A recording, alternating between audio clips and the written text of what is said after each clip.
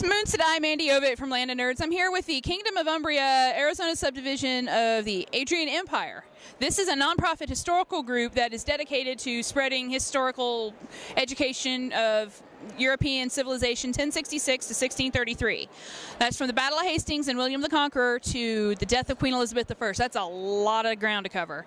They've got the medieval era, Renaissance, Tudor England, all kind of fun stuff going on. I'm standing here in front of a gypsy, a former king, the Queen Mum, the reigning king, and another former king. What can you guys tell us about what you do? You're... Oh, and a princess. A baroness. Occupied. We are a nonprofit educational group. We teach history from the 1066 to 1603. What we majorly do to keep our nonprofit status is we do things like this, where we give people demonstrations of combat. We have people who talk about the arts. We do archery and we teach that. Our most fun is going to schools. We go to schools, and before we go, we ask the teachers, what period are you teaching? Some of us get out and we do the research, and then when we go to the schools to do these demonstrations, we know exactly what the kids are studying, and we can relate to them and help give them hands-on. The gentlemen go out there and they do combat. They let the children feel the swords, swing them. Occasionally, they let the kids swing on them.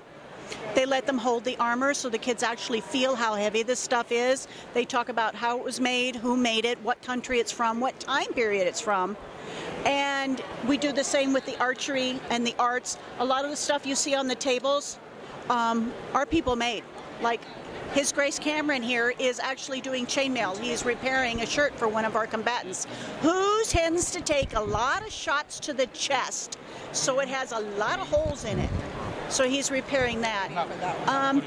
We do the smaller Ren fairs, and we do pretty much the same thing that we're doing here. Yeah. It's a lot of fun. We're a family-based organization, which obviously you can see. Yeah. This actually is my granddaughter. This is my son, and that is my husband. And my other son will be here tomorrow.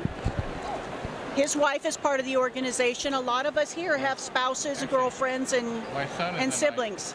Yeah, that's true. My youngest son is How did y'all get involved and started with doing this sort of thing? Did y'all just wake up one day and say, hey, I want to do a historical education, or? Truthfully? That was actually probably me and my sister's doing.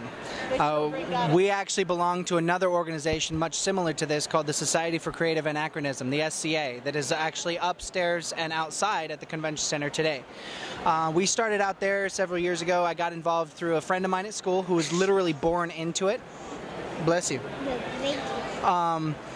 So I started going out, my sister was involved, they decided to start coming out, and then we decided to make it the one thing that our family kind of does, where we do the arts. My mother hand makes a lot of her gowns.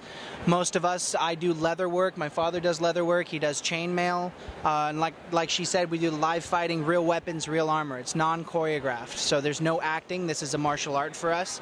It's also my anger management. Amazing. Does any of y'all have a background in like history or education or any of that? As we go, a lot of times, especially our artisans and our combatants, they study the types of combat that was done, and they share that information with other people in the group and others, like when we do these kind of things. Same with our artisans. Sir Michael over there is an expert in medieval navigation. All the stuff that's in front of him is made by him, but when we do the arts, what we call the arts, which is recreating things, we have to do research on them in order to get points for them. So when we do the research, we have to do a paper, and whoever the judges are who look at this and say how good it is, you know, what we can improve on, anyway, they learn also. So it's not just us doing the research, but it's the other people who are learning through us what we've done. And it is really a lot of fun. Like he was saying, him and his sister started, we got tied into it. He does a lot of drumming. And at the park we were playing, the residents weren't real happy about hearing the drums at night, so they moved them to another end of the park. The end of the park that they moved them to was where this group plays. And they just kind of sucked us in. And we've been playing for Almost 10 years. No, it's over that. Probably almost 11 years. 11 years, wow. He's grown up in this game, so is this little kid. Favorite periods of history? Or favorite times in the span y'all cover? Okay. Huh? 1350. 1350, Black Plague? Yeah, my persona is a Norman knight from the 1350s. And of course, I do the Elizabethan because I like wearing the hoop stuff. And she had that awesome collar thing going on. She really had style, didn't she? What about you? I'm actually a lot more involved in the Byzantine era. And y'all are just out here this week at Phoenix. Out here this week at Phoenix Comic-Con, they are demonstrating all sorts of fantastic historical stuff. We have, like they said, navigational equipment, weapons, armor, doing sword fights. Really amazing. Anything else y'all would like to share about your experiences? On the website at kingdomofumbria.org. If anyone's interested in coming out and maybe trying their hand at swinging a sword a little bit, we're more than happy to have them. And y'all are locally based here in Arizona? Awesome. Phoenix area, awesome. Again, my name's Mandy Oviatt, Moon Sedai from Land of Nerds.